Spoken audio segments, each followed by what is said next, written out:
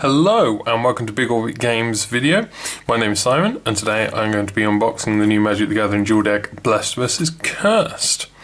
So what I'm going to do today is just open it up and show you through the content. So this is the new Duel deck for Magic. I'm just going to rip this open here, nice and gracefully. Look at that. Oof. There we go, beautifully done. So we've got in here, so this is all themed on Innistrad, which is the next set as of filming due for Magic. And we've got 6 preview cards in here from the new Shadows over Innistrad. And then the rest of the decks are reprints from across Magic, a lot of them being from Innistrad itself. So you've got the 2 decks, the Blessed and the Cursed. We'll come to those in a minute.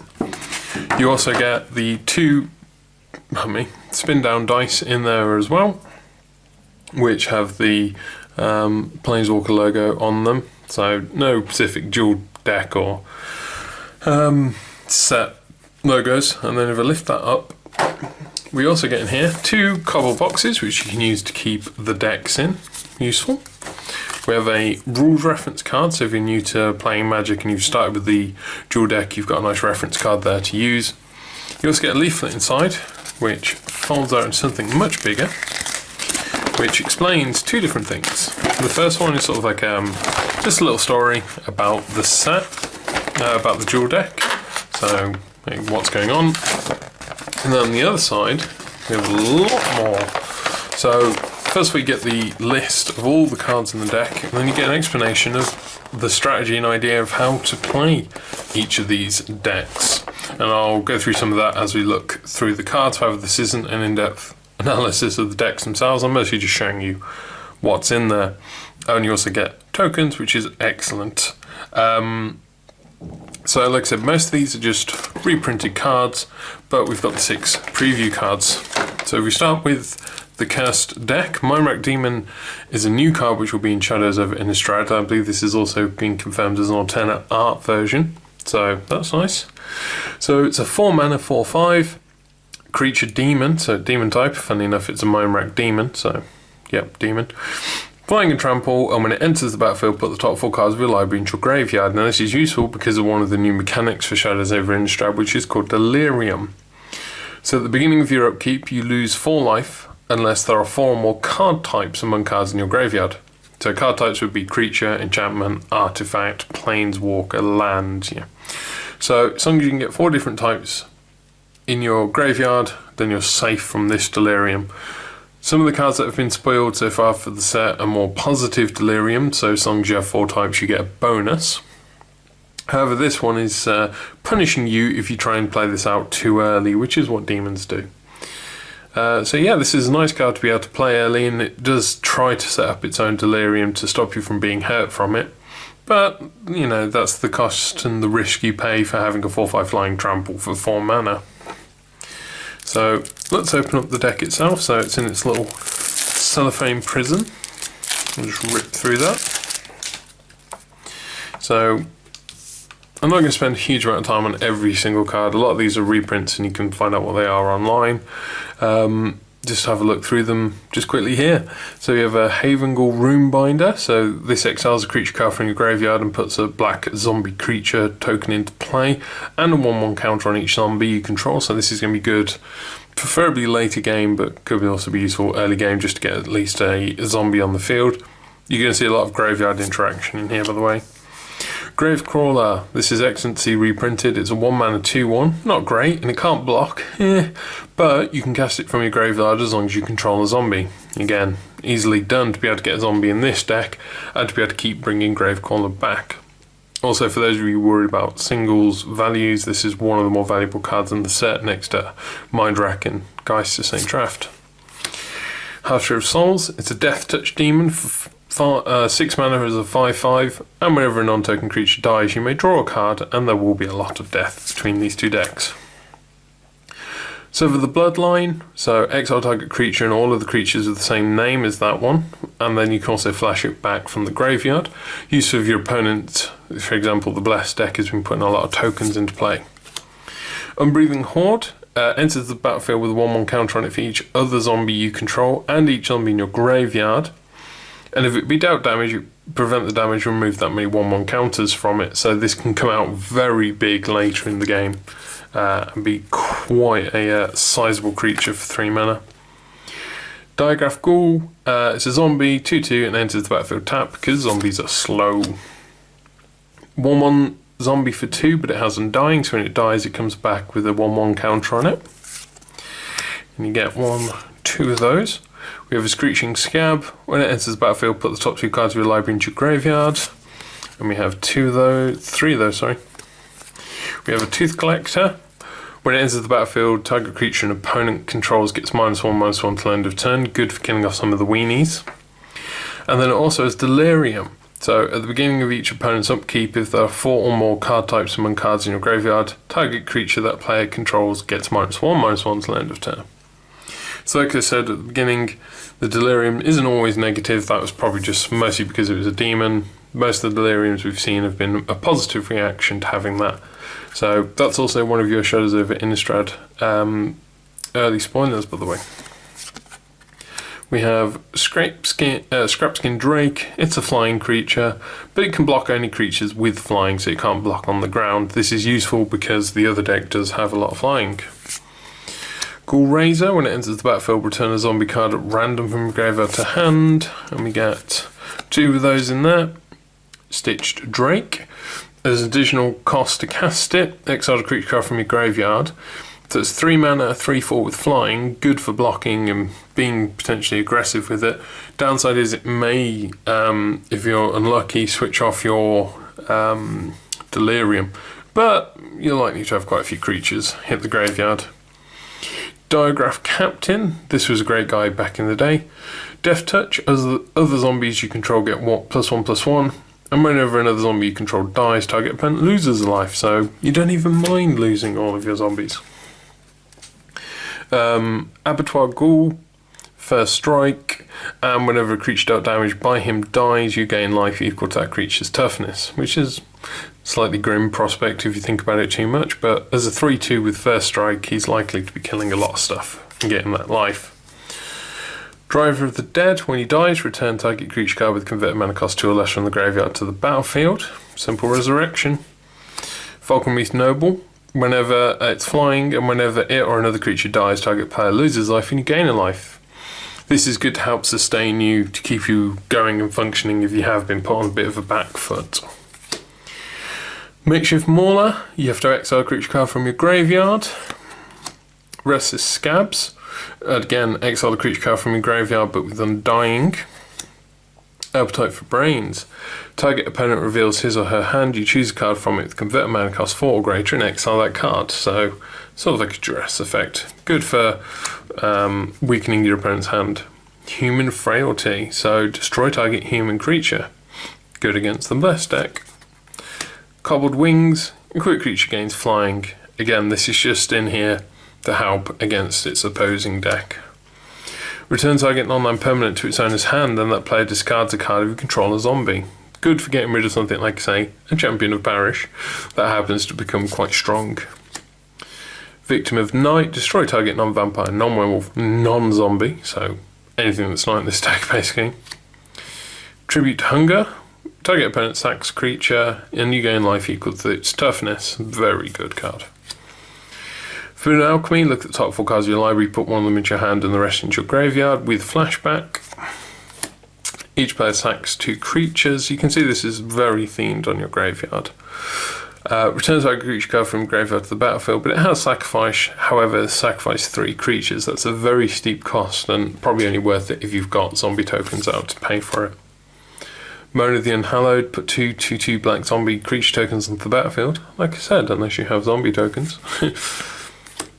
And then we're on to some of the land here. So we've got Dismal Backwater, enters tapped, but when it does, you gain a life. So you can't use the mana for that turn, but you're gaining a life. And you get 4 of those in there. And of course, what would a deck be without basics? So we have swamps and islands.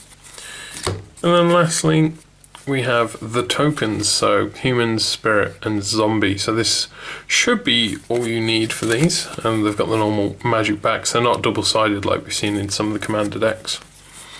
However, you may need more more zombie tokens at some point, in which case just use a dice to possibly represent the rest of them.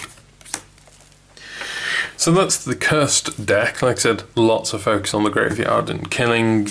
The guide itself recommends that you sort of 1-for-1 your opponent in terms of creatures, because you do have a lot of ways to bring them back from the graveyard, so don't be afraid to sacrifice them.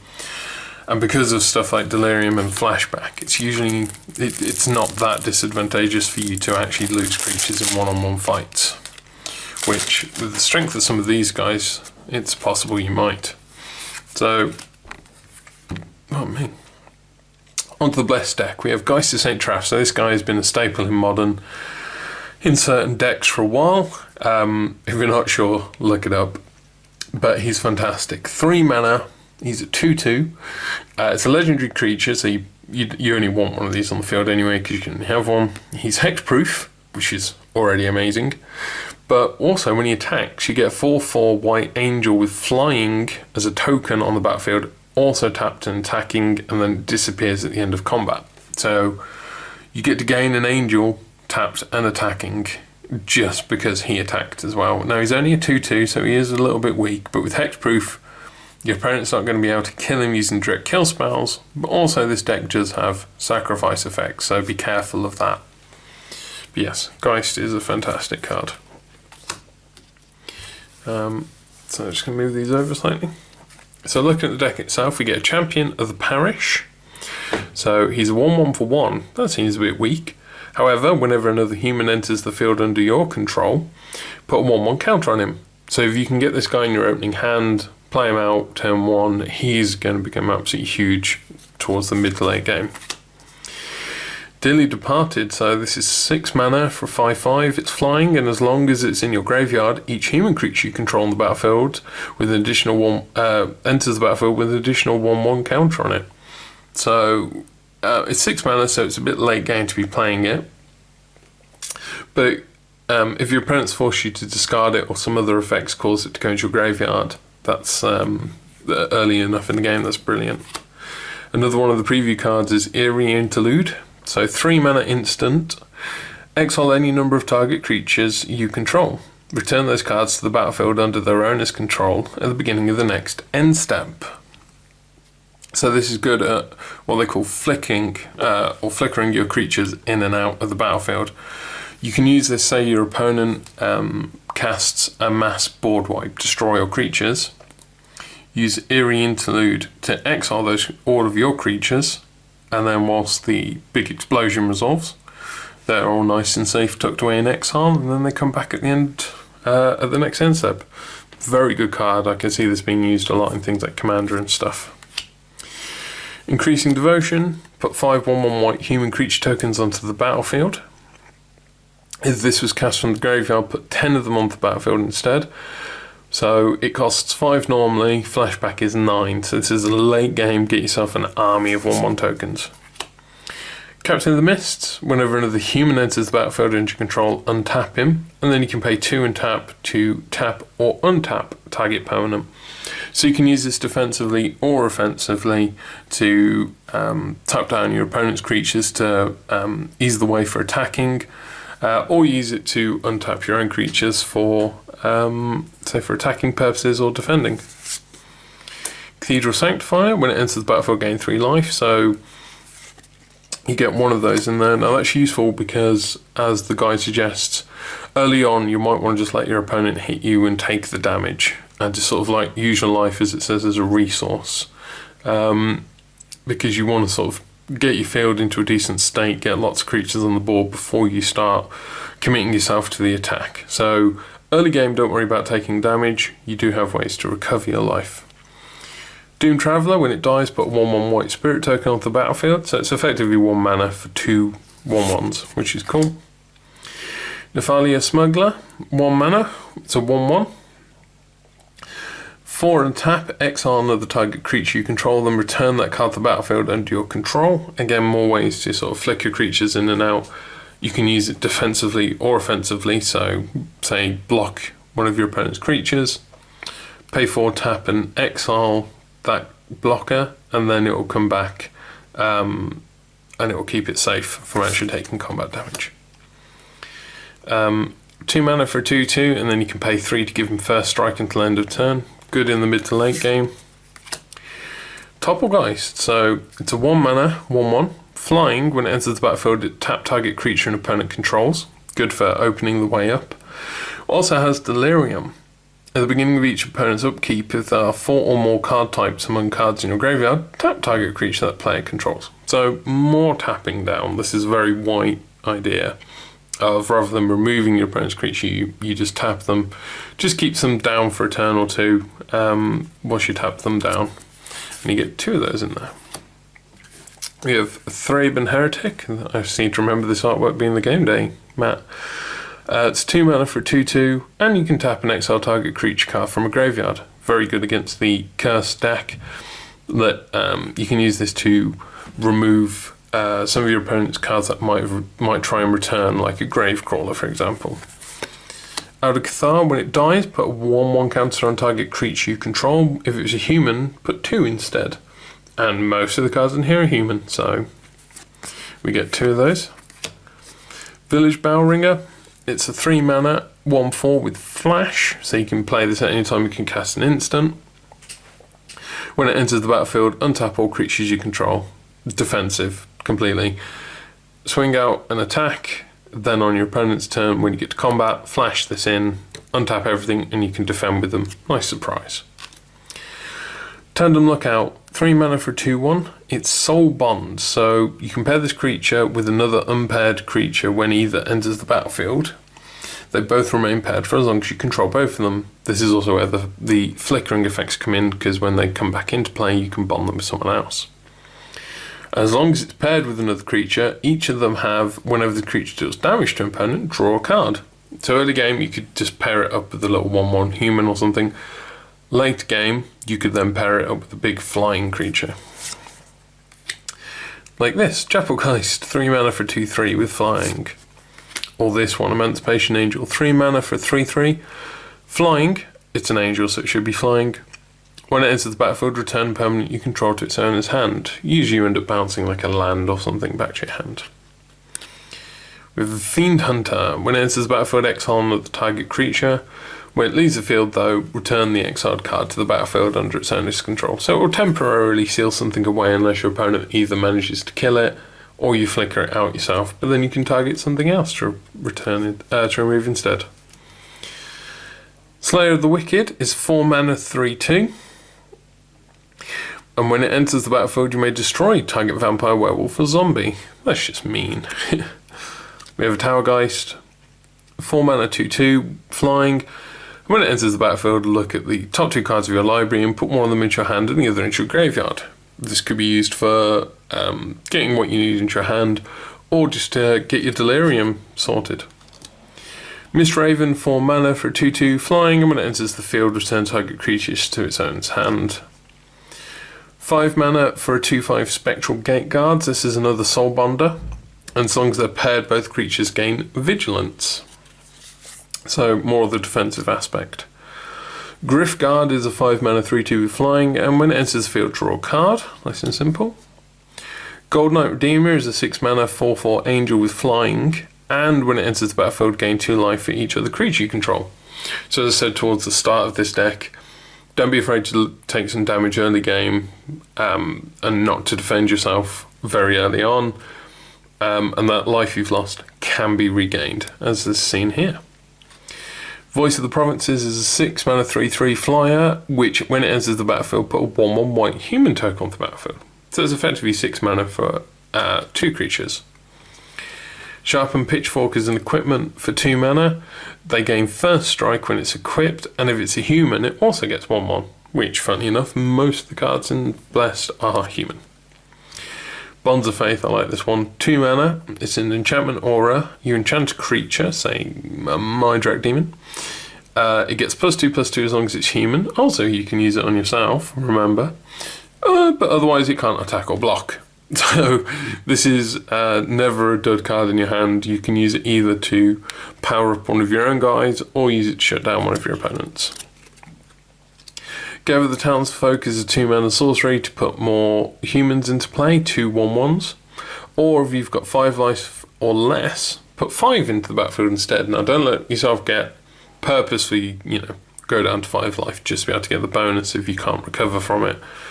However, you might want to consider it if you're on 6 or 7, just to let that attack through, just to be able to get that fateful trigger. And we get 2 of those. Momentary Blink is 2 mana. Exile target creature you control, then return it to the battlefield under its own control. So if your opponent's targeted it with a kill spell or a kill effect, blink it in and out to save it. And then you can also flash it back. It costs twice as much in a blue instead of a white, but could be what you need to save one of your big angels. Butcher's Cleaver is another equipment. The equipped creature gets +3 and 0, and as long as it's a human, it also gains lifelink. So it's kind of like the Abattoir Ghoul from in here, but you can equip it to anyone. Rebuke is a 3 mana instant to destroy target attacking creature. Does what it says on the tin. Pardon me, sorry. Pour over the pages is 5 mana, sorcery, draw 3 cards, untap up to 2 lands, then discard a card. This is another one of the Shadows over Innistrad card. Even though it's 5 mana, you untap up to 2 lands, so it's effectively 3 mana. You get to draw 3 cards and discard 1. Which, usually having to discard a card is a bad thing, but again, because Delirium is in here, that's a really good draw engine, pour over the pages. And then we're on to the lands, so we've got Seraph Sanctuary. When it enters, gain a life, and whenever an angel you control enters the field, gain a life. So this also combines well with Geist of St. Traft, because every time he attacks he puts an angel onto the battlefield under your control. So yeah, lots of life gain potential from that. Tranquil Cove is your dual land for the set, so enters tapped, same as the one from the Cursed, but gains you a life and taps for a white or a blue. You get 4 in there. Then we have your plains and your islands, which are always necessary. And then lastly we have the tokens, so 4 human and 1 angel. Again, they have the normal magic back, not double-sided. It's likely you're going to need more of these, so just use some dice and stuff to represent higher quantities if you need to. But at least you have the 4/4 flying angel for your Geist of St. Traft. So there we go, that's the Geist of St. Traft and Mindwreck Demon for the Blessed versus Cursed decks. I think from the looks of it, they look fairly well balanced. Some of the dual decks have been a bit one-sided in actual play. I still need to play through these a few times just to see whether or not, it was just unfortunate or unlucky the one kept winning, but from what I've heard, these are very well balanced dual decks for once. So yeah, this looks like a good set. In terms of singles value, there are a few cards which are worth some shiny pennies, like the Geist, the Mindwreck Demon, the Gravecrawler and stuff. But otherwise a lot of it is just reprints from older sets, so there's nothing to worry about too much there. So yeah, I really like the Blessed versus Cursed because they're interesting decks. They're not completely single tracked. There are a few interesting things you could do. I would personally be willing to get 2 sets of these and double up on some of the cards. For example, like Champion of Parish and the Gravecrawler, but that's my own choice. So yeah, there we go. That is everything in the Blessed versus Cursed dual deck. I like it. If you're umming and ahhing, I think you should just get it. If only for the alternate art, Geist of St. Traft, because I like that version of the artwork. I think it looks cool. So there we go. That's everything in the box set. So remember, all the cards you've seen here today can be bought and sold on our website, bigorbitcards.co.uk. Remember to like and subscribe. Join me in future for more videos. I hope you enjoyed watching, and I will see you next time. Bye.